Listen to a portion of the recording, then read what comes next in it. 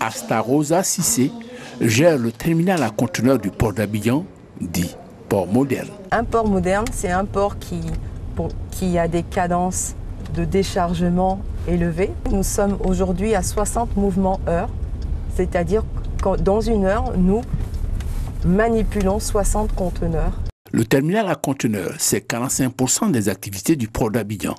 Un port prisé par les armateurs en raison des avantages comparatifs de la Côte d'Ivoire. Nous exportons énormément grâce aux campagnes successives du cacao, du cajou, du coton, de la mangue, de la banane. Et c'est ce qui nous permet de pouvoir avoir deux touchés et que l'escale d'Abidjan soit une escale prisée. Offrir deux touchés, c'est bien, mais élargir le canal de Vlidi, l'approfondir pour rendre le port accessible aux navires de la nouvelle génération est mieux. Il s'agissait donc de créer des infrastructures à même d'accueillir les grands navires, des navires aujourd'hui qui font 16 mètres de tirant d'eau, alors que les quais du port ne peuvent accueillir que des navires de 11 mètres 50 de tirant d'eau.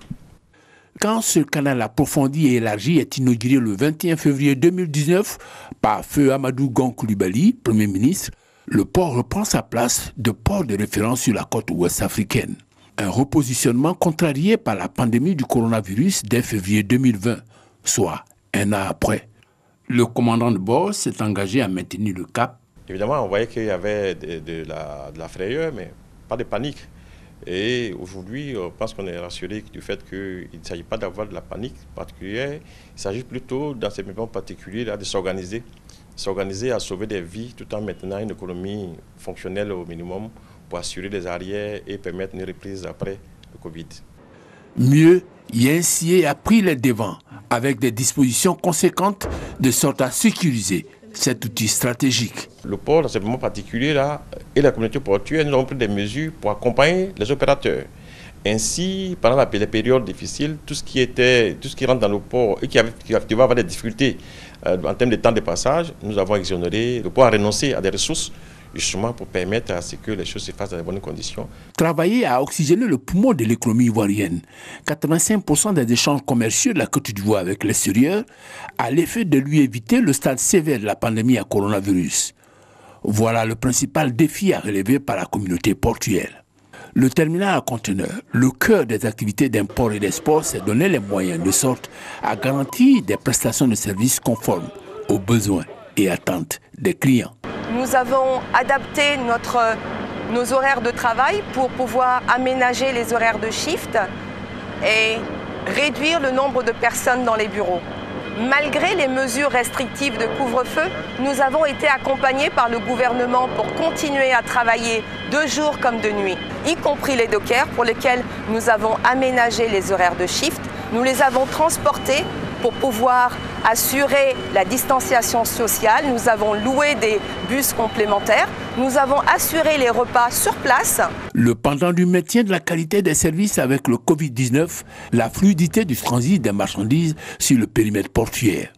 À ce niveau, une synergie d'action a favorisé la célérité des activités d'importation et d'exportation. Dans le cadre du coronavirus, par exemple, les envois de secours, les matériels, les équipements sanitaires, tout ce qui est gants, tout ce qui est gel hydroalcoolique, tout ce qui est masque constitue des produits prioritaires.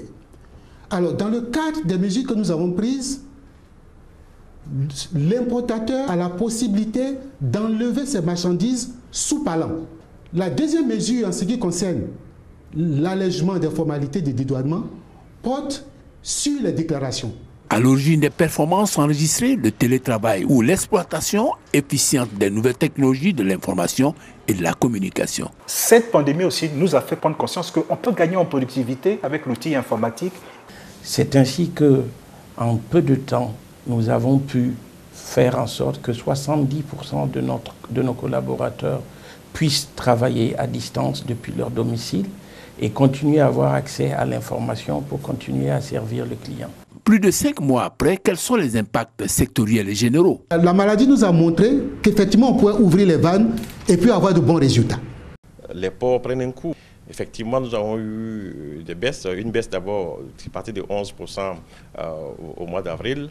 À fin mai, nous étions environ à il y avait un peu de rattrapage, il y a eu à 7%. Mais globalement, le trafic a connu une baisse de l'ordre de 7% en mai. Et nous espérons un rattrapage. Une chose est sûre, le Covid-19 fait désormais partie intégrante de l'environnement des activités socio-économiques. S'accommoder de son existence est le nouveau défi à relever. Donc le Covid, on vivra avec, on modernisera le port pendant ces temps-là pour que la fin Covid, le port soit un ressort important pour la résilience de l'économie ivoirienne et permettre à la Côte d'Ivoire de continuer son développement. En attendant d'avoir une lisibilité sur les impacts de la crise pour l'exercice 2020, le port a enregistré une bonne performance en 2019 avec une croissance de 7%. Ainsi, le trafic global de marchandises est passé de 24 177 261 tonnes en 2018 à 25 827 167 tonnes en 2019.